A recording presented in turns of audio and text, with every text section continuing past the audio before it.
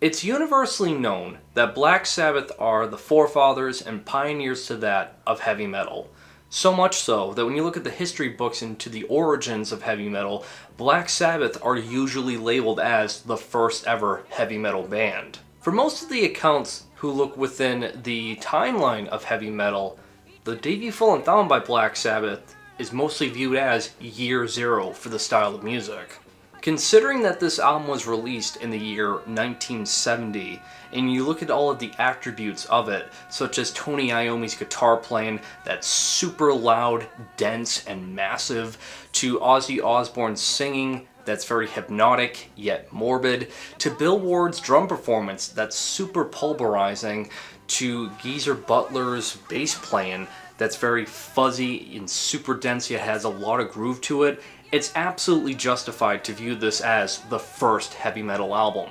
But what if I told you years prior, before the debut full-length album by Black Sabbath was released, or before even Black Sabbath formed, that there were other bands and artists doing nearly the same exact thing with very similar attributes? Which now leads into the topic of this video, that being metal before Black Sabbath. The reason I put air quotes over the word metal before Black Sabbath is that technically these are not metal bands nor are they metal albums, but when you look at their overall characteristics from their songwriting, presentation, production value, and overall performance and compare it to the debut full-length album by Black Sabbath, you'll start to notice a lot of similar traits. It's interesting to note that this topic has been brought up by numerous other individuals online, mainly citing albums from artists such as Jimi Hendrix, Deep Purple, King Crimson, Frank Zappa, and even the self-titled full-length by the Beatles, mainly because it has a song on it, Helter Skelter, which is really upbeat and kind of leans more into like heavy metal territory for its time in 1968. And while those are all worthy mentions for this topic, I want to focus more on obscure names that aren't legacy acts. First album that came to mind would go to Coven with their debut full-length album Witchcraft Destroys Minds and Reaps Souls. This was released in the year 1969. Now at face value, this is mainly considered to be occult rock, the performance is occult rock, and Coven is labeled as an occult rock band. However, in terms of presentation and aesthetics, this looks a lot like a metal album. Considering that this album's lyrical themes have to do with occultism and Satanism, it's quite the big deal when you consider the fact that this was again released in the year 1969, a whole decade and a half prior to the whole satanic panic. And from interviews that I've heard from Jinx Dawson, the vocalist of Coven, is that she states that it was quite difficult for them to sell albums, that they had to be in this kind of like black market type of a way under the table in order to sell albums. Whether that's true or not, again, in terms of its lyrical themes and presentation, it gives off that metal vibe. And what's really eerie about this album is when you take into consideration that, again, released in the year 1969, a year prior to Black Sabbath's debut full-length album, and on the track listing on this album, the opening song is called Black Sabbath, and their bass player's name is Oz Osbourne. And the last detail I want to showcase to you guys in terms of the presentation with this album is with one of the represses that I bought, nearly identical to that of the first press, is that on the back side of it, you can see a band photo of the members throwing up the devil horns, where a lot of people cite this to be the originators to that of, again, throwing up devil horns. Regardless if you consider this to be occult rock or some form of proto-metal, overall this is just a great album that I have a lot of fun listening to, especially when it comes to the guitar melodies on here that are really catchy and very sinister at the same time, to Jinx Dawson's vocal performance that's super infectious throughout. That I would state the standout song on here that I listen to the most and look forward to the most would be Wicked Woman. That I would state, if you are a fan of early Black Sabbath, that time period of the late 60s and early 70s, were more, I say, evil kinds of music where it's starting to creep its way into the masses, this is an album definitely worth checking out. Cromagnon, Orgasm, released in the year 1969. I've talked about this album once before in the strangest albums that I know, and I still stand by that, mainly because this album sounds like a prototype to so many other forms of music that have yet to been released to the public within its time period, from like at least 10 to 15 years. That's, again, this was put out in the year 1969. It's an album that, honest to God, sounds as if it was made for a completely different dimension from ours. The band themselves labels this to be cave rock, for whatever that means, but from what we can understand today with music genres is that you'll notice there's styles of music such as obviously experimental and avant-garde, and other forms that are a little bit noticeable like noise rock, psychedelic rock, and even forms of industrial is kind of noticeable on here. That, I don't know, just for its time, it's just quite the anomaly for today's understanding. The standout song that people mainly focus on would be the opening track, Caledonia, where you have these thunderous percussions being executed that, if memory serves me right from an interview that I read, they executed it with tree branches on a pile of stone, to the rhythmic melodies performed by bagpipes that, in terms of the production value, it's really lo-fi, thus they sound very harsh yet psychedelic at the same time. But the real kicker that people mainly focus on is the vocal performance that have this harsh, raspy whisper in terms of how it's executed that, I kid you not, it eerily resembles the qualities that you would hear in black metal, that if you could compare to that to something that Quorthon was doing it like 15 years after on the debut full-length album for Bathory. Another interesting track on this album that people really don't bring up is the closing song, First World of Bronze, that vocally it's quite simplistic. It's just, I believe, the band members doing like this spoken word part over the instrumentation being just guitars, but the guitar player is just obnoxiously and aggressively shredding throughout the whole song, that it just sounds like this wild and zany metal guitar solo that has no like rhythm to it, but again, it's just pure aggression that's quite mesmerizing. As I stated, this album is just such an anomaly. It's a prototype to so many other forms of music that have yet to been released during its time, and I feel like just in terms of some of the experimentation on here, it resembles some qualities of metal. Screamin Jay Hawkin, At Home with Screamin Jay Hawkin, released in 1958.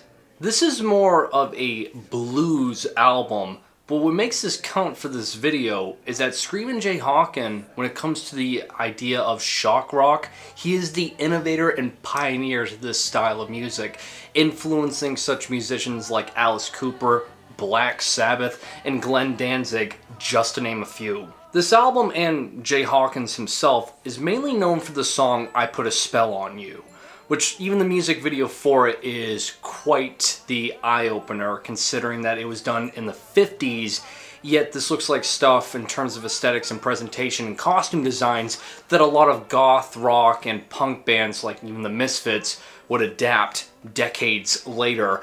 But in terms of the overall essence of metal, what really sells it, honestly, is his vocal performance. It is so powerful and overbearing the way he's screaming throughout the album that I feel like just for that alone, it needs to be included here. Peter Brotzmann Octet, Machine Gun, released in 1968.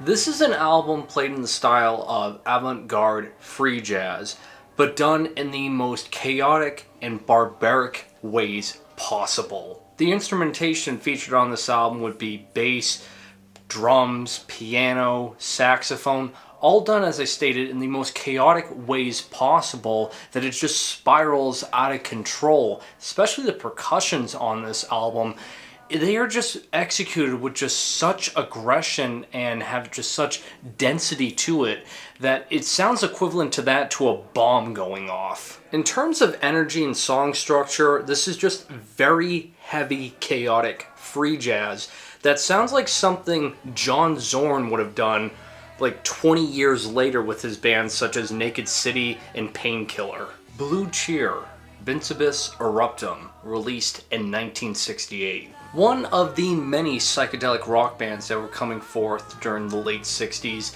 often cited as a style of music that being heavy psych, which that it exactly is. In terms of the distortion on the guitars and the overall fuzzy and just trippy atmosphere it goes for, it gets into that psychedelic rock territory that goes like another step with it, another layer of distortion, another layer of psychedelia, that in terms of how dense everything sounds, it definitely resembles the qualities of like an early stoner doom metal album to a certain extent. But what also sells it for me is the vocal performance on here. It's very loud and cuts through all of that fuzzy psychedelic atmosphere, but also is very masculine at the same time. Along with great guitar riffs, killer guitar solos, and percussions that are a bit more upbeat and faster for, 1968 standards, with drum fills that match up with its energetic tone, I can absolutely see as to why quite a handful of people were considering this album to be one of the very few proto-metal albums that stick. Clear Light, with their self-titled debut full-length album from 1967. So I've only recently discovered this album thanks to an individual commenting on one of my videos telling me to check this album out, most particularly the song on here, Street Singer, as its overall sound with the guitar riffs strongly resembles the characteristics that you would find in doom metal. After listening to that particular song, I decided to listen to the rest of the album, and I'm gonna say, the whole album, not just Street Cleaner, strongly resembles the characteristics of doom metal. Yeah, it's a psychedelic rock album, as again, a lot of psychedelic rock bands were coming out during the late 60s, but its distortion and how heavy it sounds, the guitar riffs when it starts slowing down, it so strongly resembles doom metal that I felt as if I was listening to Candlemass, but just like a lighter version of it instrumentally. Which it sounded all the more like Candlemass to me personally, because the vocal performance on here, as clean and just crisp as they sound, comes off almost a little bit more operatic in a sense. Again, some of the characteristics you find with Candlemass. Another feature I really enjoyed a lot about this album is that it includes pipe organs being played on certain songs, that when it melds together with the guitar riffs, it has this certain charm that sounds quite old and dated for today's standards, but at the same time what makes it unique is that it sounds like something of an old relic from decades ago that makes the overall listening experience quite special.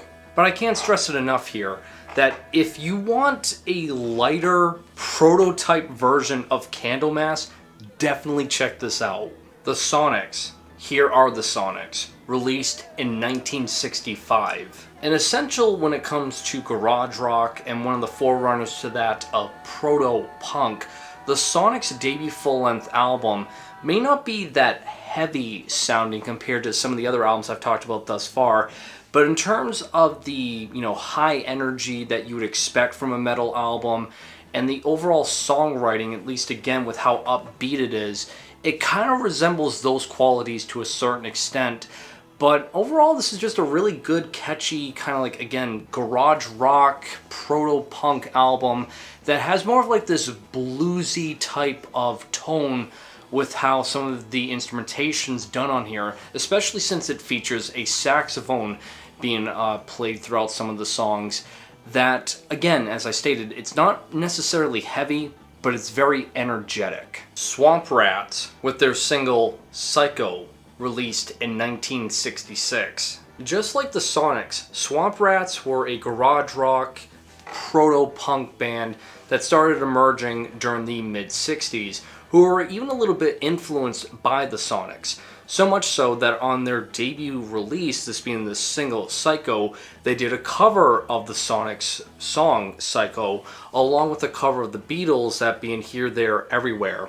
And why I'm including it here is while really everything by the Swamp Rats can kind of count, their cover of Psycho, I kid you not, as bold as this is to stay, almost kind of leans into the territory, at least how we view it for today's standards, of like thrash metal to a certain extent because the guitar tone, the vocal performance, and the percussions, just how fast they're played and executed, it resembles eerily the characteristics of thrash metal that you have to hear it to believe it. And again, this was done in 1966. The Sound of Imker, with their single Train of Doomsday and See Those Girls, released in 1969. From what I was able to find, this is often considered to be the only punk release by a Dutch band in the 1960s. And I want to include it here not only for a deep cut, but when you listen to the opening song, that being Train of Doomsday, I kid you not, in terms of the instrumentation with its guitar riffs, the drums, and the bass guitar, how upbeat and distorted they sound, it sounds a hell of a lot like Motorhead. And I'm not trying to exaggerate it there, because that's the only thing that came to mind as I was listening to that song.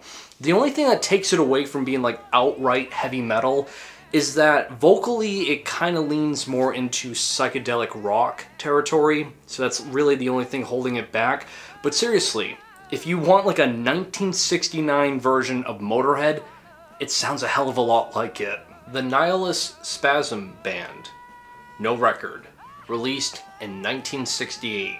This album is labeled as free jazz and noise, from my understanding, but that still doesn't really give it justice. To be honest, I don't even know what this is, but from what you can find online understanding this band, it kind of resembles the backstory a little bit to the Shags with their album The Philosophy of the World, where it's like you have individuals who play in a band, but they don't know how to play their instruments. It's just with the Nihilist Spasm Band, what's different from the Shags is they had the, at least, desire to play the instruments, and there's just a lot of chaos with this. It's very noisy, very abrasive, there's really no rhythm or flow to it. You have an individual doing vocals that just screams over everything. So I think in terms of why I included this when I discovered it a few weeks ago, I think I included it mainly because it just resembles the aura of like a very noisy, abrasive, chaotic metal album, I think, as to why I included this. But yeah, if you want like a heavier version of the Shags, that's kind of what this album is the best way I could describe it. Arzachel, with their debut self-titled full-length album, released in 1969. Once again, another psychedelic rock, progressive rock album within this list. It's just what makes this album a little bit different from the rest, and what I was coming across most of with psychedelic rock being released in the 60s as I was doing research for this video, is that this album just sounds a lot, at least with its overall tone and atmosphere, darker from most of what I was hearing. Plus, the overall just ominous type of vibe with the vocal performance, the guitar riffs, it feels a little bit more of like this bad kind of like trippy acid trip that, again, even though this is psychedelic rock, and I'm not disputing that it isn't, kind of resembles, again, those attributes that you would find with like an early stoner metal type of album. I just felt like it had to be included here. And the final album, and easily the strangest of the bunch, is going to go to Amon Düül II, Falus Day, released in 1969. A very early example of Krautrock. Krautrock being a style of music that's basically opening up a can of worms to truly understand, that has certain styles of music such as progressive rock, psychedelic rock, and all other forms of experimentation that, again, as I stated, it's really hard to give you a description about Krautrock in just a few short sentences. Even though this is a Krautrock album, and I'm not trying to persuade you that it isn't, again, like most of these albums on this list, it has a lot of traits similar to what you find in metal. For example, the overall tone and atmosphere of this album is really dark and kind of cryptic and trippy that I can only imagine for 1969 standards, this is pretty frightening for the average day listener. The instrumentation on this album, there is so much happening and it feels so chaotic, but yet still maintains rhythm and performed very tightly. Like, the overall composition on this album, I gotta give it up to them. It's so cool. But as I stated, there's so much happening. You got guitars, drum, bass, and as for the drums, as I stated, you have like the main percussions, but also two other individuals playing either Turkish percussions. There's bongos, there's a pipe organ, there's violins. Again, there's seriously so much happening here. What's also quite mesmerizing about this album is the guitar playing. Not only because it leans more into hard rock territory that, again, kind of complements the very dark and kind of like trippy atmosphere they're going for, but it's not really so much like riffs being played out, you know, on the scale of 4/4. It's so complex that it almost feels as if a majority of the song are just guitar solos that turn into like these long, deep odysseys that play out throughout the songs, and most of these songs are pretty lengthy. Then there's the vocals, which how they're played on this album is really psychotic. They either have screams or yells being executed that it just makes the album all the more mesmerizing. Like, I can't emphasize it enough. There is just so much chaos and things happening on here, yet it just never seems to go off the rails and still maintains a steady pace. Overall, I would definitely recommend this album to metal fans if you want an idea and understanding of what Krautrock is all about. And that'll do it for this video, guys. Like always, links provided to everything I talked about will be in the description below. Really curious as to what you think were metal bands or metal albums before Black Sabbath. And other than that, that'll do it for this video, guys. So like always, make sure you guys drink plenty of water to stay hydrated, and have a great day.